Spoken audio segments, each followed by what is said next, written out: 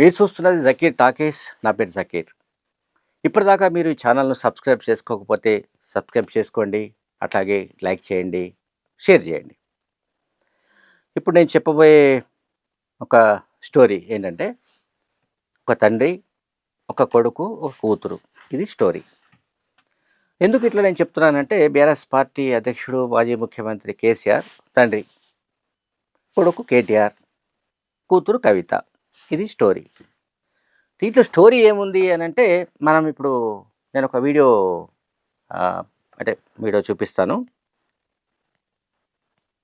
మొగోడు మొనగాడు తెలంగాణ తెచ్చినోడు. ఉద్యమ సహచరులకు అధ్యక్ష, ఉద్యమంలో రాత్రి పగలు పనిచేసిన వాళ్ళకు, కష్టకాలంలో అండగా ఉన్న వాళ్ళకి అధ్యక్ష, అందరిని ఆగం చేస్తారు అనుకోలే అధ్యక్ష. I'm sorry, I'm really getting emotional. అయ్యలు మంచి పని చేస్తే చెప్పుకుంటాం. తెలంగాణలో ఏం పీక్ కట్టలు కట్టినామని నేషనల్ పోయి చేస్తాం అధ్యక్ష. మనం కొన్ని రోజులు కాళేశ్వరం అంటాడు, కొన్ని రోజులు ఫోన్ ట్యాపింగ్ అంటాడు. సిగ్గుండాలే, ఇంటల్లుడు ఫోన్ ట్యాప్ చేస్తారు, ఇటువంటి వెధవ ప్రచారాలు చేస్తారు. కేసీఆర్ గారు మీలాగా దోచుకోలేదు. అమరజ్యోతి నుంచి మొదలు పెట్టుకుంటే అధ్యక్ష, అంబేద్కర్ విగ్రహం సెక్రటేరియట్, కలెక్టరేట్లలో కూడా తీరని అవినీతి జరిగిన మాట ముమ్మాటికి వాస్తవం అధ్యక్ష. రైతన్నను మరి కంటికి రెప్పలా కాపాడుకున్నాడా లేదా కేసీఆర్ గారు? రైతన్నలను వేడిలేయడము, రైతన్నలను అరెస్ట్ చేయడం అన్నది దుర్మార్గం. రైతన్నలందరూ కూడా నిజంగా క్షమించాలి. నేను కూడా అప్పుడు టీఆర్ఎస్ పార్టీలో ఉన్నా. రైట్. ఇప్పుడు దీంట్లో 3-4 పాయింట్స్ ఉన్నాయి. ఒకటి, రైతుల గురించి. రైతుల గురించి కేసీఆర్ హయాంలో రైతులను రాజు చేస్తానన్నాడు. రైతులను వాళ్ళని ఇంకా అంటే రైతు లేకపోతే ఇంకేమీ లేదు కనుక రైతుకు మించిన మనిషి లేడు, రైతే కింగ్, అది ఇదంతా మాట్లాడాడు. సరే, ఆ సమయంలో రైతు బంధు పథకాన్ని ఎట్లా అమలు చేశాడు ఏంటి అదంతా కూడా మనకు తెలుసు. సో దాన్ని కౌంటర్గా రైతులకు బేడీలు వేసిన విషయాన్ని కవిత పూర్తి చేసింది. అట్లాగే కేటీఆర్ మాట్లాడుతూ ఏం చెప్తున్నాడు, మా నాన్న చాలా గొప్పవాడు, మా నాన్న తెలంగాణ సాధించాడు, ఇవన్నీ చెప్తున్నాడు.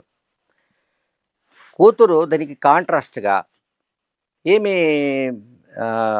పీకి కట్టలు కట్టారు, ఆమె శాసన మండలిలో ఆన్ రికార్డ్ మాట్లాడిన మాటల్ని నేను వినిపించాను. మీరు ఏం పీకి కట్టలు కట్టారని జాతీయ రాజకీయాల్లోకి పోవాలని నిర్ణయించుకున్నారని ఆమె టీఆర్ఎస్ టు బీఆర్ఎస్గా మారిన అంటే పార్టీ మార్పు వ్యవహారాన్ని ఆమె ఖండిస్తూ అంటే దాన్ని వ్యతిరేకిస్తూ ఆమె కామెంట్ చేశారు. అట్లాగే అవినీతి గురించి కూడా అంటే మీలాగా మేము దోచుకోలేదని కేటీఆర్ ఒక మాట అన్నాడు. ఎవరిని? కాంగ్రెస్ను ఉద్దేశించి. సో కవిత చెప్తున్నది ఏమిటి, మన సెక్రటరీ దగ్గర ఉన్న అమరవీరుల ఏదైతే అమరజ్యోతి అని అంటున్నామో, అమరవీరుల స్మారక చిహ్నం కావచ్చు, అంబేద్కర్ స్టాచ్యూ కావచ్చు, సెక్రటరీ కావచ్చు, వీటన్నిటి నిర్మాణాల్లో పెద్ద ఎత్తున అక్రమాలు జరిగాయి అని ఆమె చెప్తోంది. ఇప్పుడు ఎవరిది నమ్మాలి? ఒక తండ్రి, కొడుకు, కూతురు, ఇది స్టోరీ. ఎవరిది నమ్మాలి? తండ్రి ఏమో కేసీఆర్ వచ్చేసి ఇక అయిపోయింది, రేవంత్ రెడ్డి పని అయిపోయింది, ఇక రేపు మాపు దిగిపోతాడనో, లేకుంటే ప్రజలు మన పార్టీకి పట్టం కట్టడానికి సిద్ధంగా ఉన్నారనో ఆయన మాట్లాడి వెళ్ళిపోతాడు. 6 నెలల దాకా రాడు మళ్ళీ ఫామ్ హౌస్ నుంచి. సో ఈలోగా జరగాల్సినంత డ్యామేజ్ జరుగుతూనే ఉంది ఓవైపు. ఈ డ్యామేజ్ ఎట్లా కంట్రోల్ చేయాలనేది ఎవరికి అర్థం కావడం లేదు. బీఆర్ఎస్ పార్టీలో అయితే ఎవరికి అర్థం కావడం లేదు. ఎందుకంటే ఇది చాలా సున్నితమైన వ్యవహారం. ఓవైపు తండ్రి ఏమో తెలంగాణ సాధించిన జాతిపిత, ఆ జాతిపిత కూతురైన కవిత స్వయంగా ఆ పార్టీ పైన పెద్ద ఎత్తున విరుచుకుపడుతోంది. ఆమె ఎంత భావోద్వేగానికి గురై ఆమె కన్నీరు మున్నీరైందో మనం చూసాం. ఇది లెజిస్లేటివ్ కౌన్సిల్ సమావేశాల్లో ఆమె చెప్పిన వాటిలో ఎంతవరకు నిజం ఉంది, ఎంతవరకు అంటే ఏమేమి నిజాలు ఏమిటి అనేది అది వేరే యాంగిల్.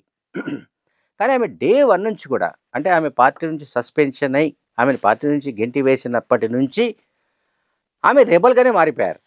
రెబల్గా మారిపోవడమే కాకుండా అసలు బీఆర్ఎస్ హయాంలో జరిగిందేమీ లేదు, ఒరిగిందేమీ లేదు, తెలంగాణ ప్రజలకు సామాజిక న్యాయమే దొరకలేదు, తెలంగాణ ప్రజలకు ఆత్మగౌరవమే లభించలేదు, తెలంగాణ ప్రజలకు ఏది ఆర్థిక వ్యత్యాసాలు కూడా జిల్లాల వరకు ఆర్థిక వ్యత్యాసాలు కూడా కనిపిస్తున్నాయి కనుక ఈ ఎకనామికల్గా ఈక్వాలిటీ కూడా లేదు. ఈ రకమైన విషయాలన్నీ కూడా ఆమె తవ్వి తీస్తున్నది. ఎవరు? కవిత. సరే కవితకు ప్రజల మద్దతు ఎంత ఉంటుంది, ఏముంటుంది, ఆమె రాజకీయ పార్టీ పెడుతుందా లేదా అనేది ఒక యాంగిల్. ఈ వీడియో వైరల్ అవుతోంది. గడిచిన కొద్ది రోజులుగా ఈ వీడియోను మొత్తం మీద వాళ్ళ ప్రత్యర్థులు వైరల్ చేస్తున్నారు.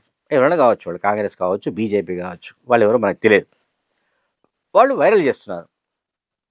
వాళ్ళ ఉద్దేశం ఏదైనా కావచ్చు కానీ ప్రజల్లో ఇంపాక్ట్ కలిగించే వీడియో ఇది. ఎందుకంటే కేటీఆర్ మాట్లాడిన దానికి ఆయన సోదరి అయిన కవిత మాట్లాడిన దానికి ఎక్కడ పొంతన లేదు. వాళ్ళిద్దరి మధ్య అసలు ఏమంటాము, ఆకాశానికి భూమికి ఉన్నంత తేడా కనిపిస్తోంది. కేసీఆర్నేమో కేటీఆర్ మా అయ్య గురించి నేను మాట్లాడకపోతే ఎట్లా, మా అయ్య మొగోడు మునగాడు, తెలంగాణ తీసుకొచ్చాడు, సాధించాడని ఆయన మాట్లాడుతున్నాడు.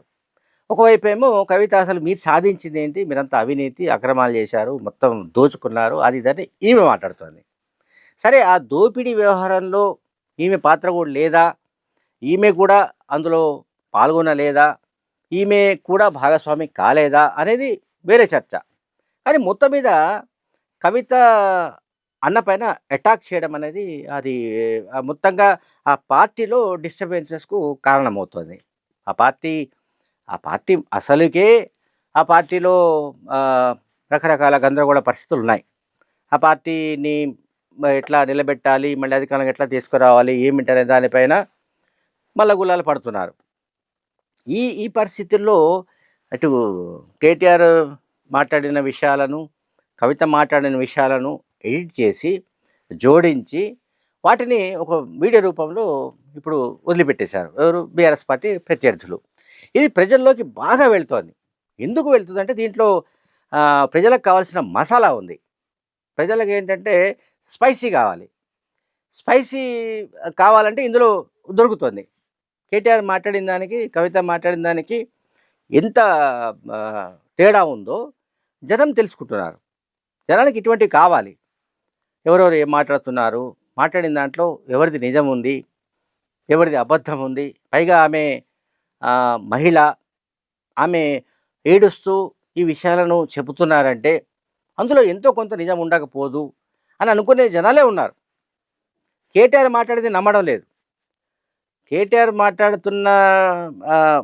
మాట్లాడిన విషయాలు ఏవైతే ఉన్నాయో వాటికంటే కూడా కవిత మాట్లాడిన విషయాలను నమ్మడానికే జనం ఎక్కువగా సిద్ధపడుతున్నట్టు కనబడుతోంది. ఎందుకంటే జనానికి కావాల్సింది ఏంటి, ఎప్పుడు కూడా యాంటీ ఇది ఎస్టాబ్లిష్మెంట్ అనండి, లేకుంటే